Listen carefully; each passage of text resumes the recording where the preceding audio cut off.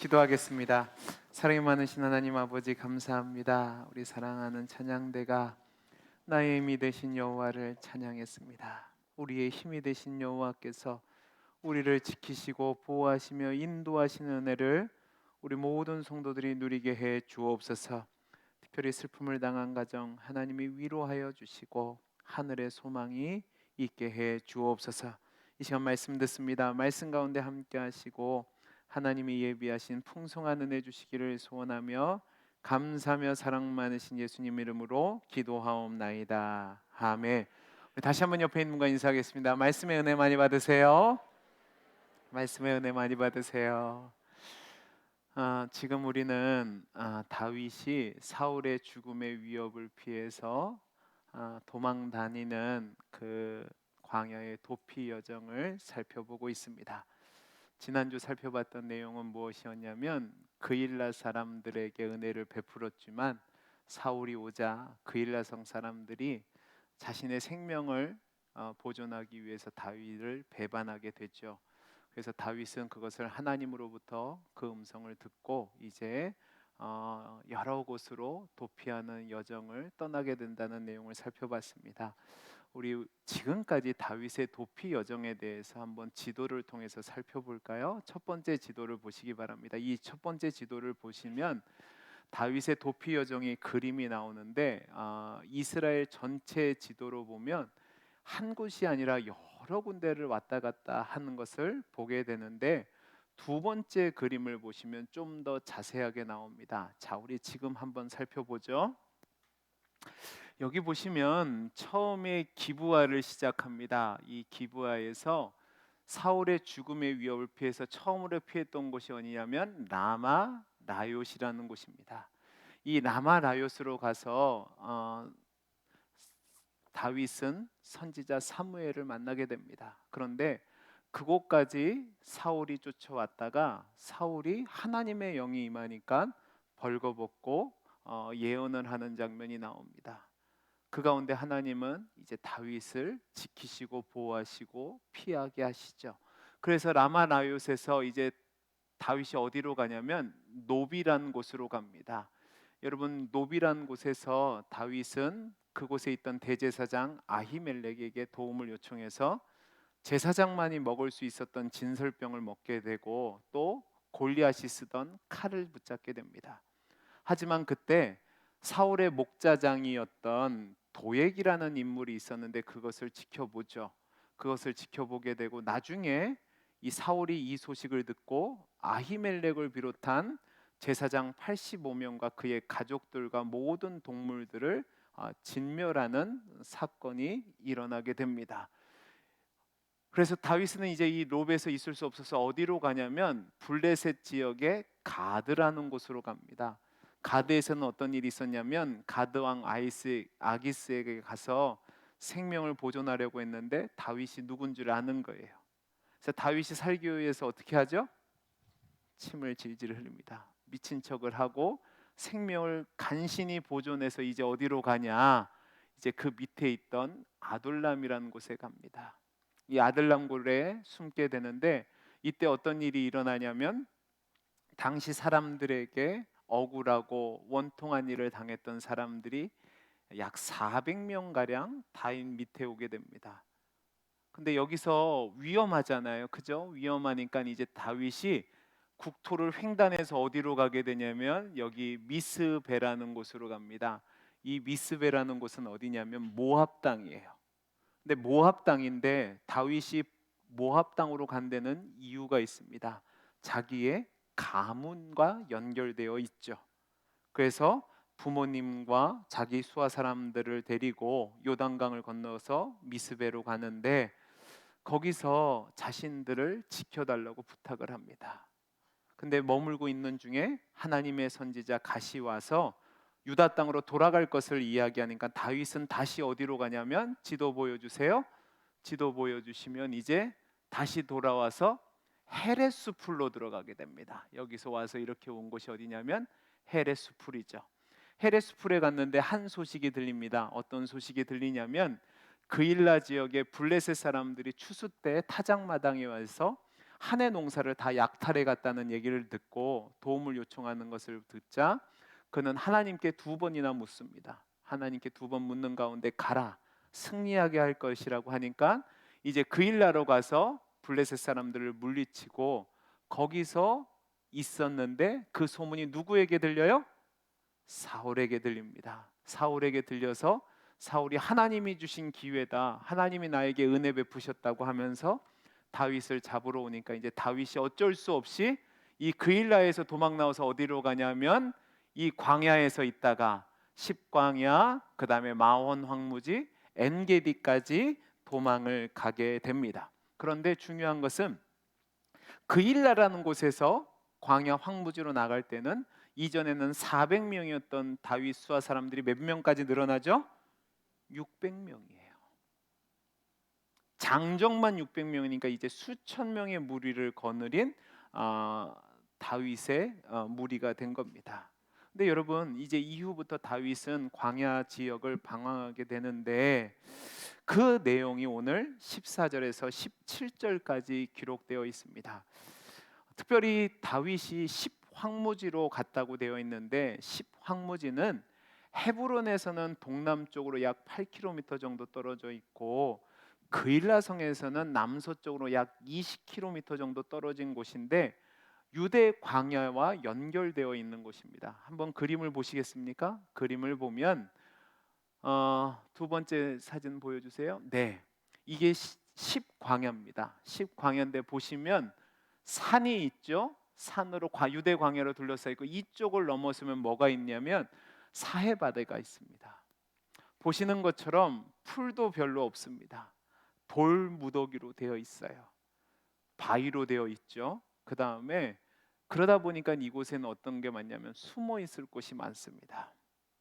숨어 있을 곳이 많은데 다윗을 따르는 사람들이 한꺼번에 숨어 있을 수 있었을까를 생각해 보면 그것보다는 제 생각에는 이 근처에 있는 그 동굴 속에 무리지어서 숨어 있었고 또 자기들만의 수신호를 통해서 연결해서 한꺼번에 움직이지 않았을까 생각이 됩니다. 어찌됐든 다윗은 이 계속되는 도피 여정 속에 긴장감과 그리고 굉장히 힘든 그 상황에 있었을 거라고 생각이 됩니다. 이제 제가 오늘 살펴보려고 하는 내용이 여기에 있는 겁니다. 여러분 다윗이 이렇게 긴 도피의 여정을 오게 된 이유가 어디에 있죠? 다윗이 잘못해서 그랬나요? 아니요. 다윗은 잘못한 것이 없었습니다. 다윗은 사울에게 잘못한 것이 전혀 없었어요. 그런데도 다윗은 억울하게 심각한 위기의 상황에서 고난을 경험하게 되는 겁니다. 근데 여러분 이게 우리를 미치게 하는 겁니다. 오늘 설교 제목이 광야 훈련소에서입니다. 저는 오늘 이 말씀이 우리 성도님들의 삶과 저는 같이 가는 것이라고 생각이 됩니다.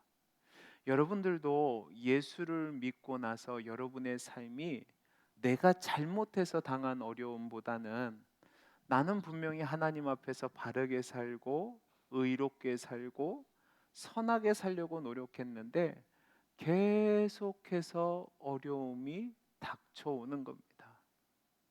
근데 어려움이 닥쳐오는데 그냥 한 번 크게 빡 오고 가는 게 아니라 제가 예전에 제 스승 목사님한테 들었는데 여러분 질문을 해볼게요.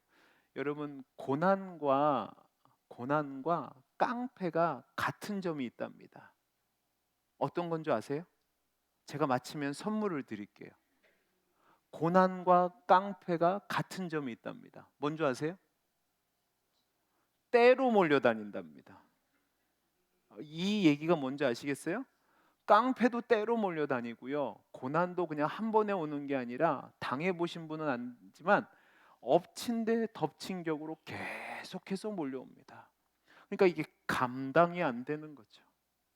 그러면 왜 성도의 삶에 이런 어려운 문제가 있을까? 이 부분을 어떻게 해석해야 하고 우리는 어떻게 돼야 될까? 오늘 말씀을 통해서 살펴보려고 하는데 우리 오늘 이 말씀과 연관된 시편의 내용을 한번 살펴보겠습니다. 시편 34편 15절에서 20절 말씀입니다. 여러분 그냥 읽지 마시고 이 시편을 잘 한번 읽어보세요. 읽어보시고 제가 질문을 하겠습니다. 자, 같이 읽어보죠. 시작. 여호와의 눈인 의인을 향하시고 그에게는 그들의 부르짖음에 기울이시는도다. 여호와의 얼굴은 악을 행하는 자들을 향하사 그들의 그들의 자취를 자취를 땅에서 땅에서 끊으려 끊으려 하시는도다. 하시는도다. 의인이 부르짖음에 여호와께서 들으시고 그들의 모든 환난에서 건지셨도다. 여호와는 마음이 상한 자를 가까이 하시고 충심으로 통회하는 자를 구원하시는도다. 의인은 고난이 많으나 여호와께서 그의 모든 고난에서 건지시는도다. 그의 모든 뼈를 보호하시며 그 중에 하나도 꺾이지 아니하도다. 아멘. 여러분 이 말씀 읽으시면서 어떤 느낌이 드셨어요? 은혜가 되세요? 아멘이세요? 저는 근데 아니에요. 저는 이 말씀을 읽을 때마다 제가 사람이 못 돼서 그런지 걸리는 게 있어요. 어떤 부분이 걸리냐면 19절 말씀입니다. 19절 말씀 다시 한번 보여주세요. 저는 이 말씀을 읽을 때마다 걸리는 게 있는데 그게 뭐냐면 의인은 고난이 많으나입니다. 여러분 잘 생각해 보세요. 하나님이 의로우신 하나님이고 사랑의 하나님이고 능력의 하나님이라면 의로운 자에게는 복을 주시고 형통케 하시고 승리하게 하시고 높아지게 하시는 게 맞지 않나요? 근데 오늘 시인은 뭐라고 얘기하냐면 의인에게 고난을 주시는데 어떻게 주셔요? 이만큼? 얼만큼? 많이 주신대요. 저는 이게 불만이라고요. 그리고 그 고난이 외적인 것일 수도 있고 내면적인 걸 수도 있습니다. 어떤 사람들은 사랑하는 친구나 가족들에게서 그런 고난을 당할 수도 있고 어떤 것들은 대적들이나 경쟁자들에게 오는 무고한 것일 수도 있습니다. 또 어떤 것들은 하나님의 손에 의해서 직접적으로 오는 것도 있고 어떤 것들은 사단의 대적으로 말미암아 오는 것도 있을 수 있습니다. 그런데 성경을 보시면 의로운 자다, 믿음의 사람이라 하는 사람들은 거의 모두가 예외 없이 다 고난을 당했다는 사실입니다. 여러분 요셉을 보시기 바랍니다. 요셉은 하나님이 함께 하시는 사람이라는 인정을 받았는데 그럼에도 불구하고 그들은 형들에게 시기를 당해서 억울하게 노예로 팔려갔고 또 거기서도 하나님의 함께 하심을 보여줬어요. 그래서 가업이 잘 됐어요. 그런데도 주인의 부인에게 억울하게 누명을 당해서 감옥에 갇히게 됩니다. 모세는 어떻죠? 모세는 혼자 잘 먹고 잘 살 수 있었어요. 그런데 민족을 향한 사랑과 열정으로 어려운 사람을 도와줬더니 그것 때문에 동족에게 배신을 당해서 광야에서 40년 동안 잊혀진 자로 살아갑니다. 아벨은요? 아벨은 잘못한 게 하나도 없어요. 하나님이 기뻐 받으시는 예배를 드렸다는 이유 때문에 형에게 살해를 당하게 됩니다. 욥은요?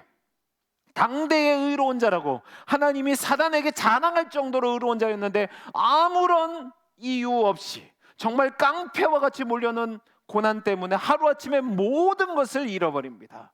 고통 중에 신음하고 탄식하고 있는데 욥의 편이 되어줘야 될 아내는 와서 죽으라고 하고 하나님을 저주하고 죽으라고 하고 친구들은 와서 계속해서 정죄를 합니다. 스데반 집사는 어떻습니까? 정말로 훌륭한 설교를 했습니다. 그럼에도 불구하고 돌에 맞아 죽었습니다. 우리 예수님은요 십자가를 지셨습니다. 잘못해서요? 아니요. 의로운 자였기 때문에 그렇습니다. 의로운 자였음에도 불구하고 고난을 당하고 있습니다. 정말로 절망적인 상황으로 이끄는 문제 속에서 신음하고 고통을 당했습니다. 그런데 그러한 것들이 우리에게도 온다고요. 크던 작던 할 수 없는 고난이 우리에게 옵니다. 그래서 여러분들은 이 말씀을 들으시고 기억하셔야 될 것이 무엇이냐면 이러한 고난과 어려움에 대해서 이상하게 생각하셔는 안 됩니다. 의인은 뭐가 많다고요? 다시 의인은 뭐가 많다고요? 고난이 많다고요. 아무리 처참한 상황에 있다 할지라도 그 상황 속에서 우리는 그 시편 34편의 말씀과 오늘 우리가 함께 나눌 말씀을 기억해야 됩니다. 오늘 다윗 또 보세요. 다윗은 사울에겐 없어서는 안 될 존재였습니다. 목숨을 걸고 나라의 위기에서 건져내어 줬을 뿐만 아니라 사울을 아픔 가운데 있을 때 치료를 도와줬던 사람이고 사울의 사위였습니다. 그는 늘 사울을 위해서 애를 썼던 사람입니다. 그럼에도 불구하고 죽음의 위협을 피해 도망하는 도망자 신세가 됩니다. 자신 때문에 제사장을 비롯한 제사장의 가족들이 몰살당했다는 소식을 들었습니다. 그일라성 사람들을 도와줬더니 그 사람들이 이제 자신을 배신하고 넘겨주려고 합니다.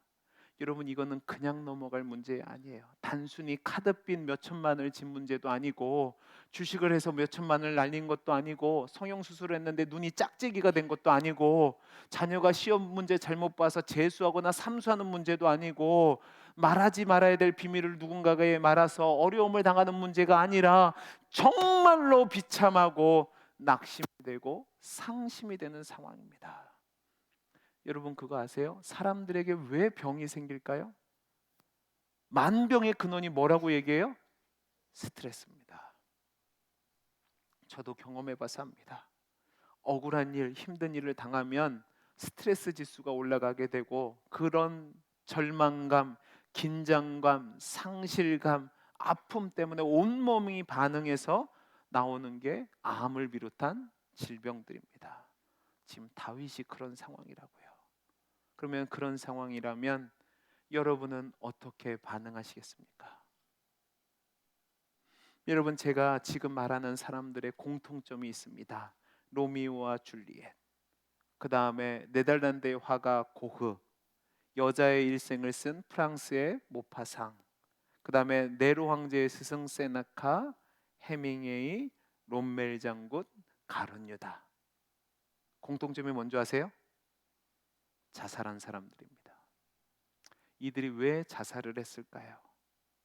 대부분 자신들이 당하는 상황이 어려운 상황, 낙심되는 상황, 억울한 상황이다 보니까 그걸 이기지 못하고 나만 죽으면 끝나지라는 생각이나 아니면 도망갈 구석이 없어서 원망하고 낙심 가운데 스스로 목숨을 끊은 사람들입니다.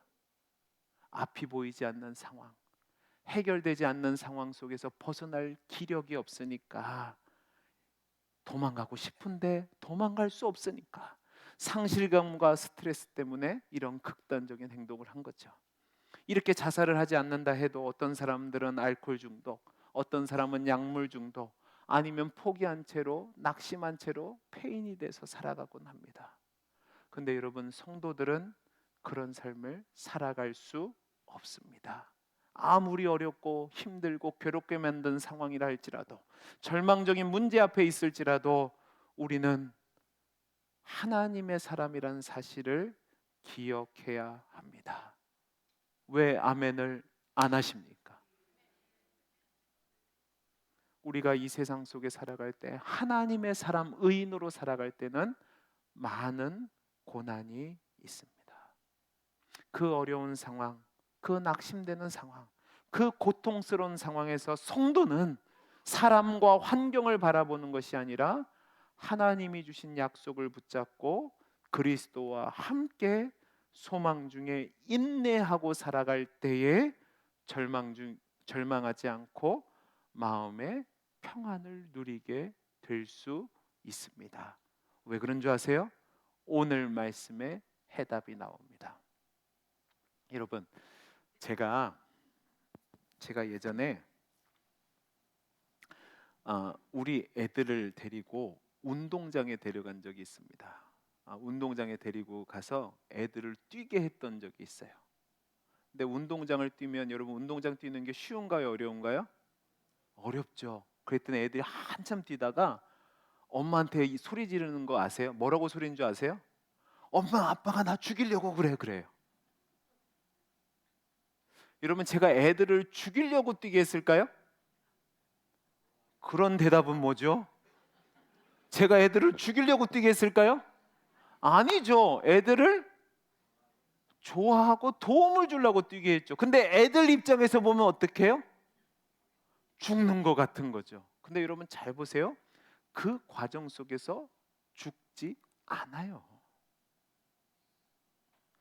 하나님이 훈련시키는 과정이 보면 하나님은 죽이시는 것이 아니라 오늘 말씀 14절 말씀을 보세요. 해답이 나와요. 제가 광야 학교라고 그랬습니다. 14절 말씀 보시기 바랍니다.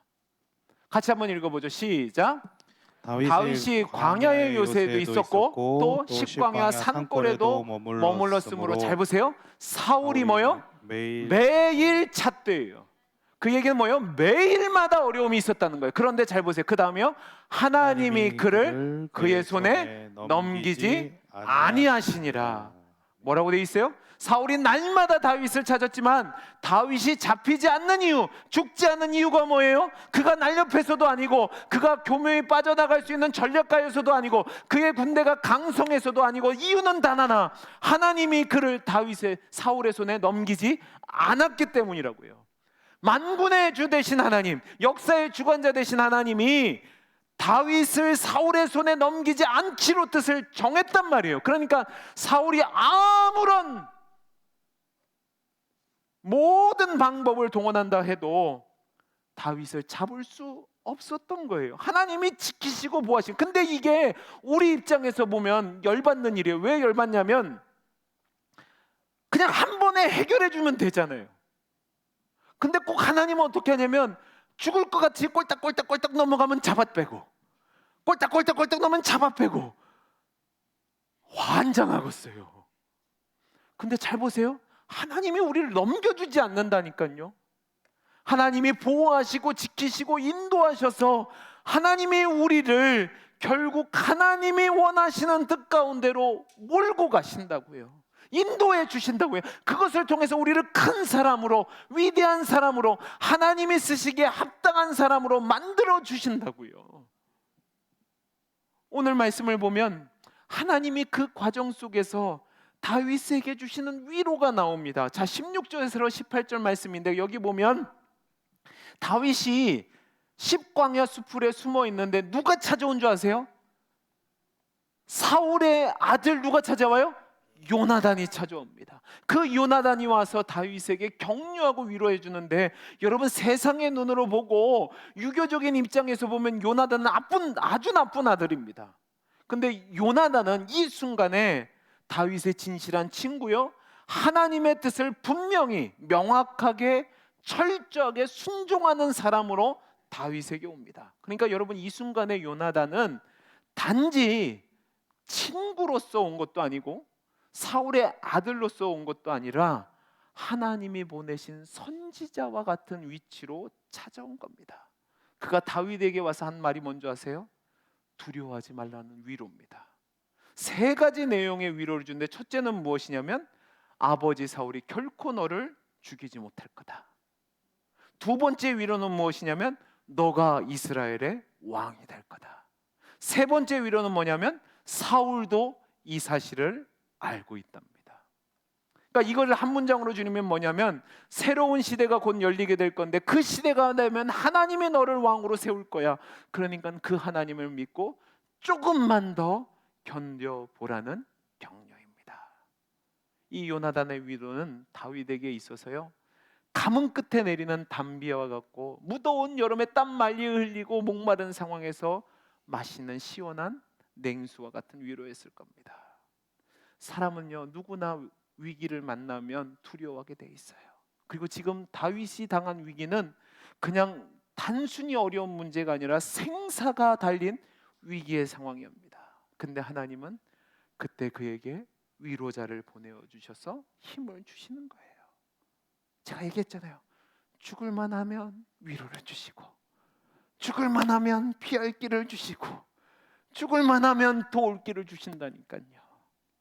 자, 그러면 이런 상황에 성도의 마땅한 반응이 뭘까? 하나님이 이걸 훈련시키시는 거예요. 어떤 훈련이냐? 외적으로 힘들고 어렵고 눈물 나고 절망되는 상황이라 할지라도 하나님을 의지하고 하나님을 바라보고 하나님이 주신 은혜를 소망하라는 겁니다. 아멘이세요? 자, 아멘 하셨어요? 그 아멘을 가지고 다시 한번 시편 34편 15절에서 20절 말씀을 읽어보겠습니다.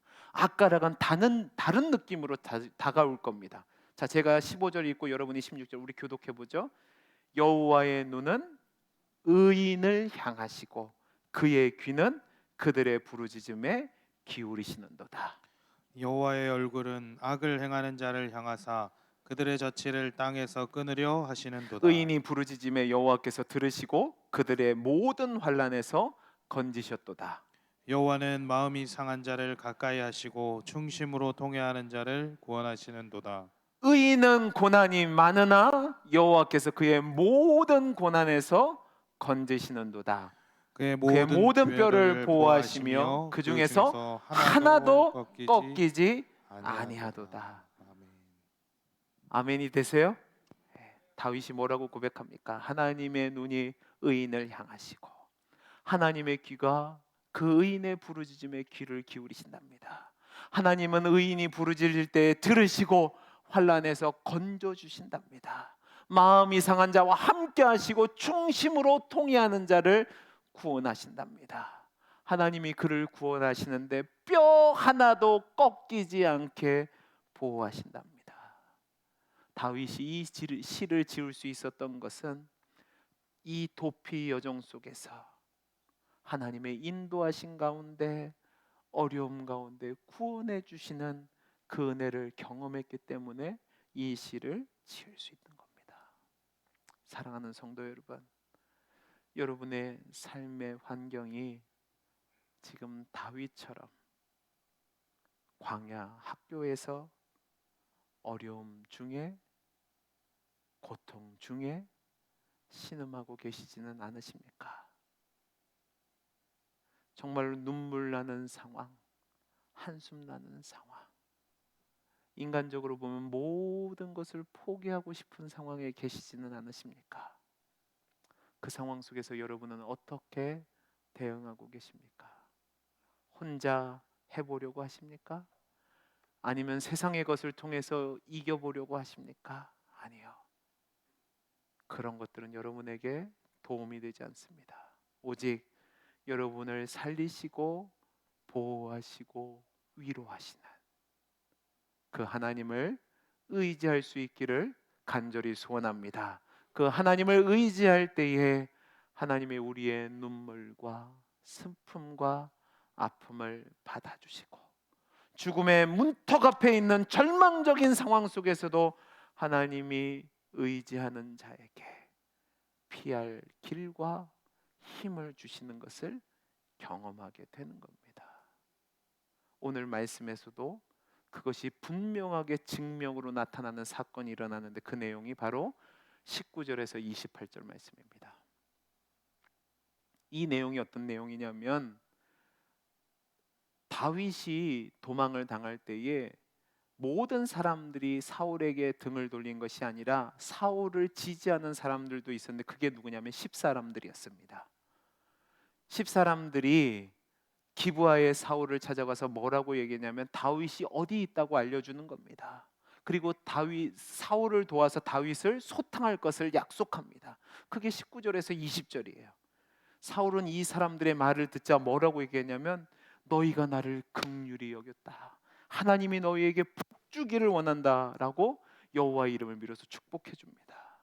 여러분 이게 말도 안 되는 일인 게 하나님께 버림을 받고 하나님과 싸우고 있는 그가 하나님의 이름을 빌어서 다른 사람을 축복하고 있어요. 그는 하나님을 이용하려다가 버림을 받았는데 여기서도 또 하나님을 이용하고 있다고요.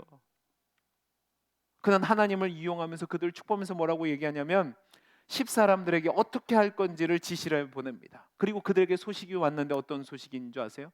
다윗이 여기 있다는 거예요. 그러니까 그는 군대를 이끌고 갔고 여러분 25절 말씀을 보면 마침내 마온 황무지의 한 계곡에서 다윗과 대치하게 됩니다. 이때 사울은 어떤 방법을 동원하려면 다윗의 군대를 에워싸서 다윗을 잡으려고 했습니다. 여러분 잘 보세요. 600명의 군대가 있다고 해도 다윗의 군대가 사울의 군대를 이길 확률은 거의 희박합니다. 절체절명의 위기입니다. 바람 앞에 촛불이고 도가내든 뭐예요? 쥐신세입니다. 죽은 목숨이나 다름없습니다. 그런데요, 지금 이 상황 속에서 사울이 하는 짓은 하나님의 뜻을 반역하는 겁니다. 그러니까 하나님이 자신과 싸우는 사울을 가만히 놔두실 이유가 없죠. 그래서 오늘 말씀에 27절, 28절의 역사가 일어나는 겁니다. 우리 같이 한번 읽어볼까요? 시작. 전령이 사울에게 와서 이르되 급히 오소서 블레셋 사람들이 땅을 침노하나이다. 이에 사울이 다윗 뒤쫓기를 그치고 돌아와 블레셋 사람들을 치러 갔으므로 그곳을 셀라 하만 곳이라 칭하니라. 아멘. 변수가 일어났어요. 어떤 변수죠? 블레셋 사람들이 쳐들어온 겁니다. 사울에게 있어서는 평생의 방해자인 블레셋이 지금 이 순간에 또 쳐들어왔다고요. 다 잡은 다윗을 그냥 놔주는 것이 아깝지만 왕으로서 영토를 지키는 것이 먼저예요. 그러니까 다윗이 어쩔 수 없이 발길을 옮겼어요. 여러분, 이게 우연일까요? 아니에요. 14절 말씀과 17절 말씀처럼 하나님께서 다윗을 지키시니까, 하나님이 다윗을 사울에게 넘기지 않았으니까 이런 일이 일어난 거예요. 다윗이 위기에 처하자 하나님이 블레셋 사람들을 사용하셔서 어쩔 수 없이 사울로 하여금 발걸음을 돌리게 하시고 다시 한번 건져내신 거죠. 여러분, 하나님은 하나님의 사람을 절대로 그냥 놔두지 않으십니다. 아멘이세요? 여러분이 광야의 훈련소를 지날 때 하나님은 여러분을 지켜보고 계신다고요. 하나님이 여러분을 포기하지 않으신다고요. 제가 얼마 전에 한 성도님을 만났습니다. 그 성도님을 만나서 얘기하는데 눈물 없이 들을 수 없는 이야기입니다. 열심히 살았는데 어느 날 생명을 위협하는 질병이 찾아왔습니다. 6년 동안 투병 생활을 하셨답니다. 근데 한 번이 아니라 몇 차례 죽을 고비를 걸고 여기까지 오셨대요. 네, 그분 고백이 뭔지 아십니까? 하나님이 인도하셨답니다. 제가 그분에게 이 말씀을 같이 나누었습니다. 시편 40편입니다. 우리 같이 마지막으로 한번 읽어볼까요? 시편 40편 1절에서 5절 말씀입니다. 우리 같이 한번 읽어보죠. 시작.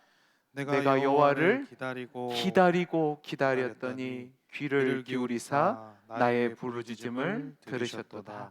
나를 기가 막힐 웅덩이와 수렁에서 끌어올리시고 내 발을 반석 위에 두사 내 걸음을 견고하게 하셨도다. 새 노래 곧 우리 하나님께 올릴 찬송을 내 입에 두셨으니 많은 사람이 보고 두려워하여 여호와를 의지하리로다. 여호와를 의지하고 교만한 자와 거짓에 치우치는 자를 돌아보지 아니하는 자는 복이 있도다. 여러분, 여기서 잠깐, 교만한 자와 거짓에 치우치는 자들은 누군지 아십니까? 하나님 없이 문제를 해결할 수 있다는 자들입니다. 그런 자들에게 치우치지 아니하는 자는 복이 있는데, 그 다음 5절 말씀입니다. 시작. 여호와 나의 하나님이여 주께서 행하신 기적이 많고 우리를 향하신 주의 생각도 많아 누구도 주와 견줄 수가 없나이다. 내가 널리 알려 말하고자 하나 너무 많아 그 수를 셀 수도 없나이다. 아멘. 다윗이 뭐라고 고백합니까? 기다리고 기다렸더니 하나님이 음성을 들으시고 부르짖음에 응답하셔서 행하신 일이 뭐예요? 기가 막힐 웅덩이와 수렁에서 끌어올리시고 그 발을 반석 위에 두사 견고하게 하셨답니다. 바로 이겁니다. 여호와를 의지하게 하시고 그를 통해서 반석 대신 예수 그리스도 위에 발을 두게 하사 그 어떤 곳에도 흔들리지 않는 복을 주셨다는 거죠. 사랑하는 성도 여러분, 저는 그 성도님이 누렸던 복도 여러분에게 동일하게 주시는 하나님이심을 믿습니다. 환난 중에 계십니까? 고통 중에 계십니까?